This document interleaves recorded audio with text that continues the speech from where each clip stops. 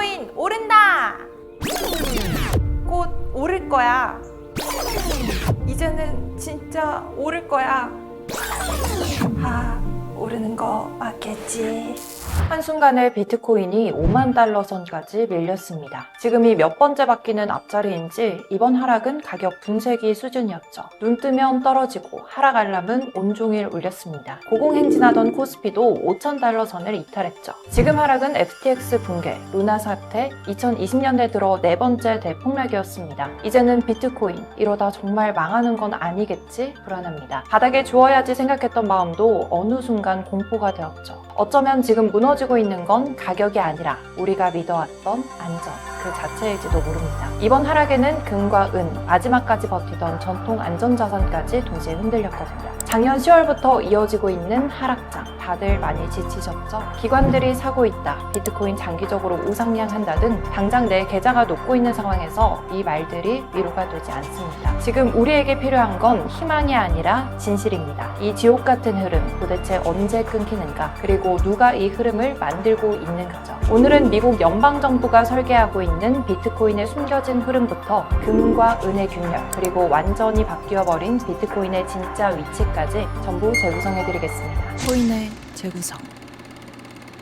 이번 시장은 한 사람의 이름으로 무너졌습니다. 케빈 워시. 그가 차기 연준 의장으로 지명되는 순간 마치 불붙은 시장에 기름이 쏟아진 것처럼 붕괴됐습니다. 이른바 워시 쇼크. 공포는 순식간에 퍼졌죠. 도대체 누구길래 이렇게까지 되는 걸까요? 이 인사에는 금리 이상의 큰 그림이 숨겨져 있었습니다. 워시는 2006년 단 35세의 나이로 역대 최연소 연준 이사 자리에 올랐는데요. 연준은 미국의 중앙은행이고 달러는 세계의 기축 통화이기 때문에 연준이 움직인다? 미국뿐만 아니라 전 세계가 흔들립니다. 말 그대로 연준 의장은 세계 경제에 운전대를 쥔 인물이죠. 워시의 배경은 특별했습니다. 하버드 로스쿨과 모건 스탠리에서 M&A를 다루면서 월가의 계산법을 누구보다 정확히 이해한 인물이었죠. 그리고 월가의 언어를 연준의 정책으로 번역했습니다. 2008년 금융위기 때 그의 능력이 수면 위에 올라왔습니다. 버냉키 연준 의장 옆에서 대형 금융사들과 소통하면서 성공적인 위기 대응을 했거든요. 그 후 연준의 황태자라는 별명까지 얻으면서 꽃길을 달리는가 했더니 2011년 돌연 연준을 떠났습니다. 표면적 이유는 가족. 하지만 시장의 해석은 달랐습니다. 그가 당시 연준의 양적 완화에 반대했기 때문이라는 거죠. 그때부터 워시의 이미지는 전통적인 매파로 묻어졌습니다. 위기일수록 돈을 함부로 풀면 안 된다. 자산을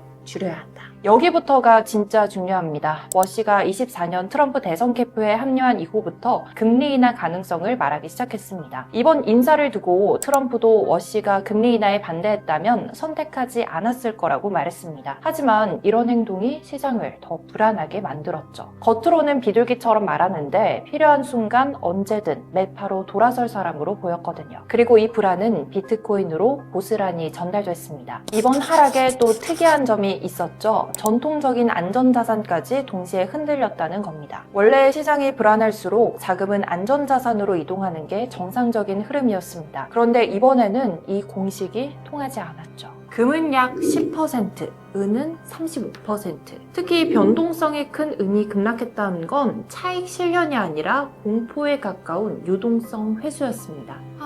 안전자산 정말 안전한 자산 맞을까요? 달러가 흔들리면 돈은 언제나 금으로 향했습니다. 실제로 최근 달러 약세 구간에서 금 가격은 최고치를 경신하면서 온스당 5,500달러까지 치솟았고 지난해 같은 시점과 비교하면 70% 이상 상승했죠. 화폐 가치가 무너질 때마다 인류는 늘 안전자산인 금으로 도망쳐왔습니다. 그런데 이번 하락은 피해가지 못했죠. 미국은 수년 전부터 포트녹스 금고를 전면 공개하라는 압박을 받아왔습니다. 만약 그 문을 열었는데 그 안이 비어있다면 어떻게 될까요? 신뢰는 한순간 무너질 겁니다. 그리고 항상 그래왔듯 사람들은 위기 속에서 새로운 선택지를 찾게 될 겁니다. 금보다 더 작고 숨길 수 있고 스스로 통제할 수 있는 자산이요. 과거에는 다이아몬드가 그 상징이었습니다. 작고 숨길 수 있고 권력이 쉽게 통제할 수 없는 자산이었기 때문이죠. 지금은 그 자리를 비트코인이 조용히 대신하고 있습니다. 우리에게 금은 오래된 안전자산이긴 하지만 완전히 통제 가능한 자산은 아닙니다. 아니었습니다. 무겁고 이동이 어렵고 결국 국가 권력 아래 묶여있죠. 반면 비트코인은 누구도 빼앗을 수 없고 특정 국가가 아니라 네트워크 자체가 신뢰를 보증하는 자산이기 때문에 국경의 이동은 즉각적이죠. 저는 트럼프가 스스로를 크립토 대통령이라고 부르며 비트코인을 괜히 옹호하는 게 아니라고 생각합니다. 이미 비트코인을 미래의 안전자산이라 믿고 있기 때문이죠. 비트코인이 새로운 안전자산으로 이동하는 흐름이 맞다면 왜 지금 가격은 오히려 무너지고 있을까요? 돈의 방향과 타이밍은 항상 다르게 움직이기 때문입니다. 지금 시장을 짓누르고 있는 것도 비트코인의 가치가 아니라 세상 전체를 누르고 있는 유동성입니다. 금이 흔들리고 은은 무너지고 주식까지 동시에 휘청였던 이유 역시 하나입니다. 바로 달러 유동성의 수축입니다. 역사를 되돌아보면 비트코인의 대세 상승은 기술 혁신보다 언제나 돈이 풀리는 순간에 시작됐습니다. 2020년 연준이 전례 없는 속도로 유동성을 공급하자 비트코인은 역사상 가장 강한 상승을 만들어냈었죠. 반대로 22년 금리를 급격히 끌어올리면서 유동성을 빨아들이자 시장은 그대로 붕괴했습니다. 그리고 지금 우리는 그 중간 지점에 서 있죠. 공포는 이미 충분히 커졌고 유동성은 거의 바닥에 닿아 있습니다.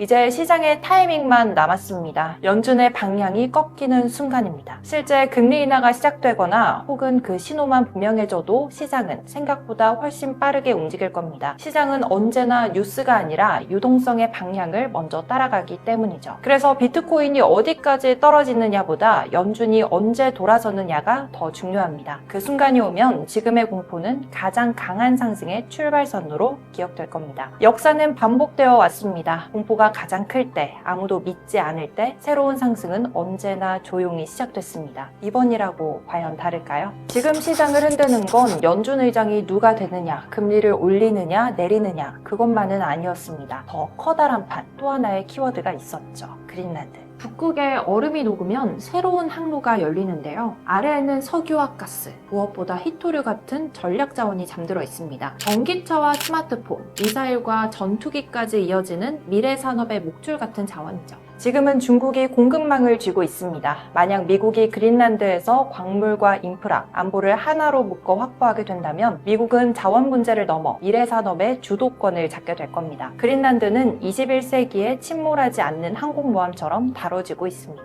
여기서 핵심은 이 거대한 판을 움직이는 힘은 군대가 아니라 금리와 유동성이라는 겁니다. 돈이 움직여야 지도가 바뀌니까요. 그리고 비트코인은 유동성과 신뢰로만 움직이는 자산이죠. 달러가 다시 강해지고 자본이 땅과 자원 같은 실물 자산으로 이동하게 되면 비트코인은 단기적으로 흔들릴 수밖에 없습니다. 하지만 장기적으로 보면 세계가 더 나눠지고 불안해질수록 국경 밖에서 정치 영향을 받지 않는 자산은 더 필요해질 겁니다. 달러 약세, 그리고 비트코인. 만약 그린란드 집착이 트럼프의 욕심이 아니라 화폐의 세계 질서를 다시 설계하려는 움직임이라면 그 변화 속에서 가장 먼저 흔들리는 자산도 가장 크게 위치가 바뀔 자산도 비트코인입니다. 우리는 흔히 말합니다. 공포에 사서 환희에 팔아라. 하지만 막상 그 공포의 한가운데에 서 있으면 손이 쉽게 움직이지 않습니다. 뉴스는 점점 더 나빠지고 차트는 계속 무너지고 지금이 바닥일 거라는 확신은 어디에도 보이지 않기 때문이죠. 그래서 대부분의 사람들은 가장 두려운 순간에 떠나고 가장 늦은 순간에 다시 돌아옵니다. 그리고 시장은 늘 그 틈에서 방향을 바꿔왔죠. 불안이 커지면 유동성은 한번 빠져나가고 그 다음에야 사람들은 다음 시대의 기준이 될 자산을 선택합니다. 과거에는 그 답이 금이었지만 지금은 그 답이 비트코인으로 흐르고 있습니다.